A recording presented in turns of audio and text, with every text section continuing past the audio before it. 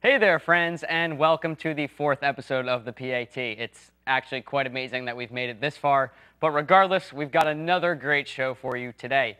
From 6th grade football player rankings to NBA poets, we'll be rocking and rolling for about 5 minutes for today. You know the drill, the P.A.T. starts right now. Flynn will hold, and it's a fake. They give it to David, and he heads for the corner. Touchdown, LSU!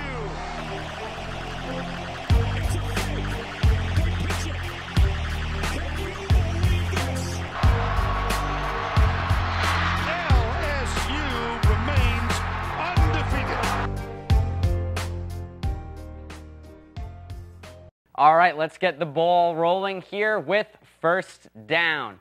Now, on first down here this past week, college football recruiting nerds like myself were amazed to find the profiles of two, let's say, unlikely athletes. Darren Bryden of Connecticut and Tyson Thornton of Massachusetts, both in the 6th grade, recently popped up on the mecca of college football recruiting websites, Rivals.com. Now, while the age at which football players are getting recruited gets younger and younger each year, I think it's first of all a bit presumptuous that both of these kids will even make it that far, and also completely and utterly ridiculous. These kids are still getting in trouble for eating too many cookies and need parental guidance to see the SpongeBob movie.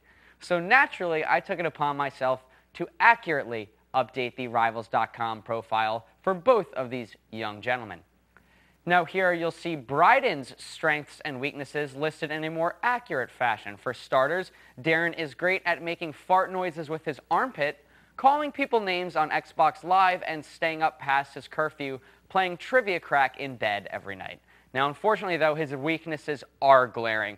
He still doesn't know how to talk to girls, wears rec specs, which certainly don't help with the talking to girls part, and got detention for being rowdy on the school bus.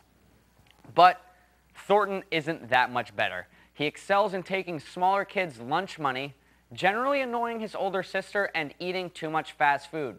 His weaknesses include eating all of his vegetables, finishing his homework on time, and spending too much free time on the computer.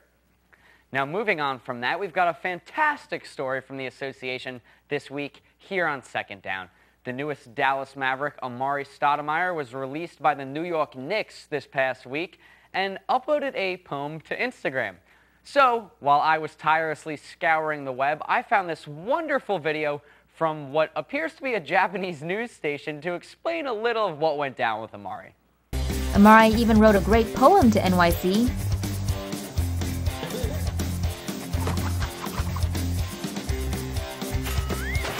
But hey, at least now he'll get to go to a team that might have a shot at the playoffs. Now, I'm not exactly sure what the pig in a Knicks jersey has anything to do with this situation, but overall that seemed pretty accurate. Amare, who turns out to be a real wordsmith, penned this great poem about life in New York, then jump shot James Dolan into a trash can and split for the Big D. So since Amare got my creative juices flowing, I figured it was time to repay the favor. So, loyal follower, tweet your best 140-character poems at AmareIsReal, and maybe next week I'll be able to read someone on the P.A.T.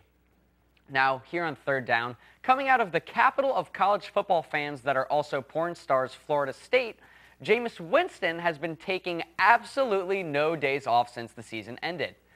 Now, since the Florida State Seminoles' embarrassing defeat at the hands of Oregon and Winston's competitor for the #1 overall pick, it's clear that Jameis has been hard at work eating stolen crab legs by the dozen. I mean, just look at this picture.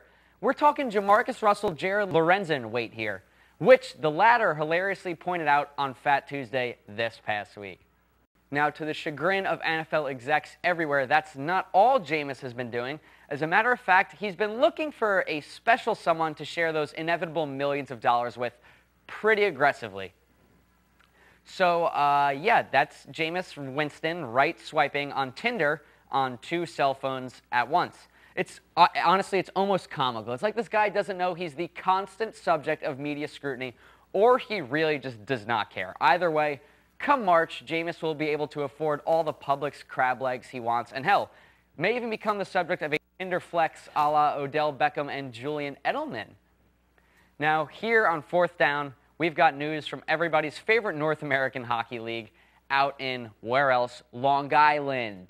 Now, last Saturday, a local Long Island woman named Joy Rosen shared an incredibly saucy story with an over-the-top excited MSG reporter. Thanks, Shannon. Back in 1982, my son was conceived back in that parking lot here at an Islander game. I went into labor during the Stanley Cup game, 1982-1983 season. False labor, was able to come back for the last game and watch the Islanders win their next Stanley Cup. That is absolutely classic. I can already picture Joyce and her hubby in the back of a '78 Toyota Celica playing Anthony's Song by Billy Joel before drunkenly getting it on during the Islanders' apex. So hats off to you and your beautiful Long Island family, Joyce. Well, disciples, that is our show for this week. Follow me on Twitter at Pat Gunther to see what I think of the Six God Drizzy Drake's latest album, and like the P.A.T. on Facebook while you're at it. Peace out, party people.